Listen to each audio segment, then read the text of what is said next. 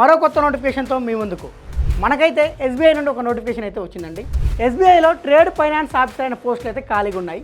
మరి ఈ నోటిఫికేషన్కి సంబంధించి మొత్తం ఎన్ని ఖాళీలు ఉన్నాయి, ఈ ఖాళీలకు సంబంధించి అప్లికేషన్స్ ఎప్పటి నుంచి ప్రారంభమవుతుంది, ఎవరెవరు అర్హులు, ఏజ్ ఎంత ఉండాలి, ఫీజు ఎంత ఉంటుంది, ఎంపిక ఎలా జరుగుతుంది, దీనికి సంబంధించిన పూర్తి సమాచారాన్ని మనం ఈ వీడియోలో తెలుసుకుందాం. Hi hello welcome to T1 academy. నేను మీ ఆజాద్.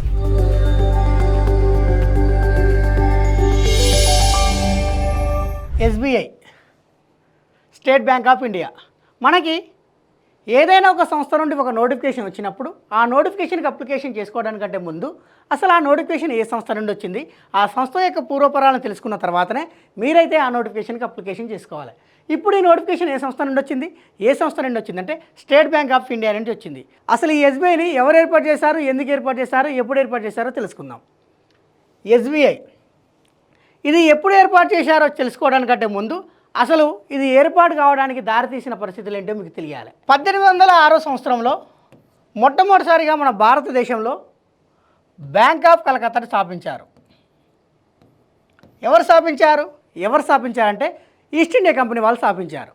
ఎందుకు స్థాపించారంటే అప్పుడు మన భారతదేశంలో వాణిజ్యాన్ని సులభతరం చేయడం కోసము మరియు ఆర్థిక లావాదేవీలను సులభతరం చేయడం కోసము ఈ 1806లో బ్యాంక్ ఆఫ్ కలకత్తాను స్థాపించారు. తర్వాత ఈ బ్యాంక్ ఆఫ్ కలకత్తా దేనిగా మారిందంటే బ్యాంక్ ఆఫ్ బెంగాల్గా మారింది. కాలక్రమేణా ఏమైందంటే మన భారతదేశంలో పరిపాలనా సౌలభ్యం కోసము మరియు ఆర్థిక సౌలభ్యం కోసం మరో 2 బ్యాంకులను కూడా స్థాపించారు. ఎప్పుడు అంటే 1840లో ఒక బ్యాంకును, 1843లో మరో బ్యాంకును స్థాపించారు. 1840లో ఏ బ్యాంకును స్థాపించారు, ఏ బ్యాంకును అంటే బ్యాంక్ ఆఫ్ బాంబేని స్థాపించారు. మరి 1843లో ఏ బ్యాంకును స్థాపించారు, ఏ బ్యాంకును అంటే బ్యాంక్ ఆఫ్ మద్రాసును స్థాపించారు. కాలక్రమేణా ఈ 3 బ్యాంకులు ప్రెసిడెంట్ బ్యాంకులు అని పిలుస్తున్నారు. తర్వాత ఏమైందంటే ఈ 3 బ్యాంకులను కూడా కలిపి 1921లో ఇంపీరియల్ బ్యాంక్ ఆఫ్ ఇండియాగా ఏర్పాటు చేశారు. ఎప్పుడు 1921లో. ఈ 1921లో ఏర్పాటైన ఈ ఇంపీరియల్ బ్యాంకే తర్వాతగా ఎస్బీఐగా రూపాంతరం చెందింది. మరి ఇంపీరియల్ బ్యాంక్ ఆఫ్ ఇండియాను ఎస్బీఐగా రూపాంతరం చెందాలని చెప్పేసి ఏ కమిటీ చెప్పిందంటే all India rural credit survey committee చెప్పింది. మరి ఈ all India rural credit survey కమిటీకి చైర్మన్గా ఎవరున్నారంటే ఏడి గోర్వాలా ఉన్నాడు. అంటే ఏడి గోర్వాలా సిఫారసుల మేరకు ఈ ఇంపీరియల్ బ్యాంక్ ఆఫ్ ఇండియాని ఎస్బీఐగా మార్చేశారు. ఎప్పుడు అంటే 1955 జూలై 1వ తారీఖు నాడు. అంటే అంతకుముందు వరకు కూడా ఈ ఎస్బీఐ బ్యాంక్ అంటే imperial bank of India private చేతుల్లో ఉండేది. కానీ ఎప్పుడైతే ఏడి గోర్వాలా కమిటీ ఈ సూచనలు చేసిందో ఆ సూచనల మేరకు 1955 జూలై 1వ తారీఖు నాడు ఈ ఎస్బీఐని అయితే జాతీయం చేయడం జరిగింది. నోటిఫికేషన్ విషయానికి వచ్చేసరికి ఏ పోస్టులు ఖాళీగా ఉన్నాయంటే ట్రేడ్ ఫైనాన్స్ ఆఫీసర్ అనే పోస్టులు ఖాళీగా ఉన్నాయి. మొత్తం ఎన్ని ఖాళీలు ఉన్నాయంటే 100 ఖాళీలు ఉన్నాయి. మరి ఈ 100 ఖాళీలకు సంబంధించి అప్లికేషన్స్ ఎప్పటి నుంచి ప్రారంభమవుతున్నాయి అంటే మే 13వ తారీఖు 2026 నుండి ప్రారంభమై జూన్ 2, 2026 నాడు అయితే క్లోజ్ అవుతుంది. మరి ఈ పోస్ట్కి అప్లికేషన్ చేసుకోవాలంటే ఎటువంటి ఎడ్యుకేషనల్ క్వాలిఫికేషన్ కావాలంటే ఎవరైతే ఈ పోస్ట్కి అప్లికేషన్ చేసుకోవాలనుకుంటారో వాళ్ళు ఖచ్చితంగా ఏదైనా గుర్తింపు పొందిన యూనివర్సిటీ నుండి డిగ్రీని అయితే ఖచ్చితంగా పాస్ కావాలి. దానితో పాటు IABF సర్టిఫికేట్ ఉండాలి. ఎందులో అంటే మీరు ఖచ్చితంగా ఫారెక్స్ ఆపరేషన్ అనే సర్టిఫికేట్ అయితే ఖచ్చితంగా ఉండాలి. దేని నుండి తీసుకోవాలి, అది IABF నుండి తీసుకోవాలి. అంటే డిగ్రీతో పాటు IABF నుండి ఫారెక్స్ ఆపరేషన్ సర్టిఫికేట్ ఎవరైతే కలిగి ఉంటారో వాళ్ళందరూ కూడా ఈ పోస్టులకు అయితే అప్లికేషన్ చేసుకోవచ్చు. మరి దీనికి సంబంధించి ఎక్స్పీరియన్స్ ఏమైనా కావాలా అంటే కావాలి. ఎన్ని సంవత్సరాలు కావాలంటే కనీసం 2 సంవత్సరాల ఎక్స్పీరియన్స్ కావాలి. మరి ఎందులో కావాలంటే trade finance processing in supervisor all official role. అంటే ఏదైనా షెడ్యూల్ కమర్షియల్ బ్యాంకులో 2 సంవత్సరాలు మీరు సూపర్వైజర్గా కానీ లేదా అధికార హోదాలో కానీ పనిచేసి ఉండాలి. ఈ క్వాలిఫికేషన్స్ ఎవరైతే కలిగి ఉంటారో వాళ్ళందరూ కూడా ఈ ట్రేడ్ ఫైనాన్స్ ఆఫీసర్ అనే పోస్ట్కి అయితే అప్లికేషన్ చేసుకోవచ్చు. మరి ఈ పోస్టుకి సంబంధించి ఏజ్ వాళ్ళ అర్హులు.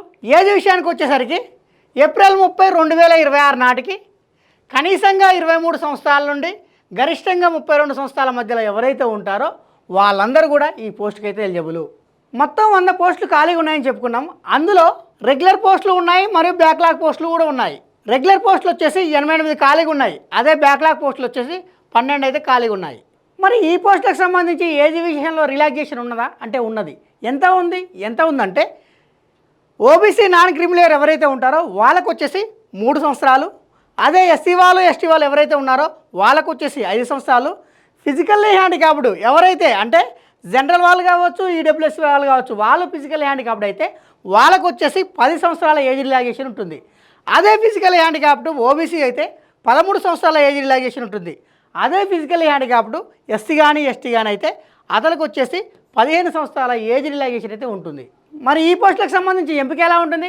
ఎంపిక విషయానికి వచ్చేసరికి ఈ పోస్టులకు సంబంధించి ఎటువంటి రాత పరీక్ష అయితే లేదండి. కేవలం ఇంటర్వ్యూ ద్వారా మాత్రమే మిమ్మల్ని అయితే ఎంపిక చేయడం జరుగుతుంది. ఇంటర్వ్యూ కంటే ముందు మీరు ఏదైతే అప్లికేషన్ చేసుకురో ఆ అప్లికేషన్స్ షార్ట్ లిస్ట్ చేస్తారు. అంటే ఎవరైతే షార్ట్ లిస్ట్ అవుతారో వాళ్ళని ఇంటర్వ్యూ చేయడం జరుగుతుంది. మరి ఇంటర్వ్యూకి సంబంధించి మార్క్స్ కేటాయించారా అంటే కేటాయించారు. ఎన్ని కేటాయించారంటే 100 మార్కులు కేటాయించారు. ఈ 100 మార్కుల్లో ఎవరికైతే ఎక్కువ మార్కులు వస్తాయో వాళ్ళనైతే ఈ పోస్ట్కి అయితే ఎంపిక చేయడం జరుగుతుంది. దీనికైతే ఎటువంటి రాత పరీక్ష అయితే లేదండి. కేవలం ఇంటర్వ్యూ ఆధారంగా మాత్రమే మిమ్మల్ని అయితే ఎంపిక చేయడం జరుగుతుంది. మరి ఈ అప్లికేషన్లు షార్ట్ లిస్ట్ ఎలా చేస్తారు? ఎలా చేస్తారంటే మీ యొక్క క్వాలిఫికేషను, మీ యొక్క ఎక్స్పీరియన్స్ ఆధారంగా మిమ్మల్ని అయితే షార్ట్ లిస్ట్ చేయడం జరుగుతుంది. షార్ట్ లిస్ట్కి ఎవరైతే ఎంపిక అవుతారో వాళ్ళనైతే ఇంటర్వ్యూకి పిలుస్తారు. ఇంటర్వ్యూలో మీరు చూపే ప్రతిభ ఆధారంగా మాత్రమే మిమ్మల్ని అయితే ఈ పోస్ట్కి ఎంపిక చేయడం జరుగుతుంది. మరి ఈ పోస్ట్కి ఎంపిక అయితే జీతం ఎంత ఉంటుంది? జీతం విషయానికి వచ్చేసరికి ఎవరైతే ఈ పోస్ట్కి ఎంపిక అవుతారో వాళ్ళకు వచ్చేసి జీతం 64,520 రూపాయల జీతం అయితే ఉంటుంది. మరి దీనికి సంబంధించి ప్రొబేషన్ పీరియడ్ ఉంటుందా అంటే ఉంటుంది. ఎన్ని సంవత్సరాలు ఉంటుంది అంటే కేవలం 6 నెలలు మాత్రమే ప్రొబేషన్ పీరియడ్ అయితే ఉంటుంది. మరి ఈ పర్మనెంట్ ఉద్యోగాలా లేకపోతే కాంట్రాక్ట్ బేసిక్ ఉద్యోగాలా అంటే ఇవి పర్మనెంట్ ఉద్యోగాలండి. కాంట్రాక్ట్ బేసిక్ ఉద్యోగాలు అయితే కావు. మరి ఈ పోస్టులకు సంబంధించి అప్లికేషన్ చేసుకోవాలంటే అప్లికేషన్ ఫీజు ఎంత? అప్లికేషన్ ఫీజు విషయానికి వచ్చేసరికి ఎవరైతే జనరల్ క్యాండిడేట్ కావచ్చు, ఈడబ్ల్యూఎస్ క్యాండిడేట్ కావచ్చు, ఓబీసీ క్యాండిడేట్ కావచ్చు, ఎవరైతే ఈ పోస్ట్కి అప్లికేషన్ చేసుకోవాలనుకుంటారో వాళ్ళకు వచ్చేసి 750 రూపాయల అప్లికేషన్ ఫీజు అయితే ఉంది. ఈ 750 రూపాయల అప్లికేషన్ ఫీజుతో పాటు వాళ్ళకైతే ఇంటిమేషన్ ఛార్జెస్ కూడా ఉంటాయి. ఇంటిమేషన్ ఛార్జెస్ ఎంత ఉంటాయి? ఉదాహరణకి 150 రూపాయలు ఉండొచ్చండి. అంటే మొత్తం వచ్చేసి వీళ్ళకు 900 రూపాయల అప్లికేషన్ ఫీజు అయితే ఉంటుంది. ఎవరికి? జనరల్ వాళ్ళకి కావచ్చు, ఈడబ్ల్యూఎస్ వాళ్ళకి కావచ్చు, ఓబీసీ వాళ్ళకి కావచ్చు. అదే ఎస్సీ వాళ్ళకు, ఎస్టీ వాళ్ళకు, ఫిజికల్ హ్యాండిక్యాప్డ్ వాళ్ళకైతే ఎటువంటి ఫీజు అయితే లేదండి. కేవలం వీళ్ళు ఇంటిమేషన్ ఛార్జెస్ మాత్రమే చెల్లించాలి. అంటే వీళ్ళు చెల్లించేది ఎంత? కేవలం 150 రూపాయలు మాత్రమే. ఇలాంటి ముఖ్యమైన అప్డేట్స్ కోసం సబ్స్క్రైబ్ చేసుకోండి T1 అకాడమీ.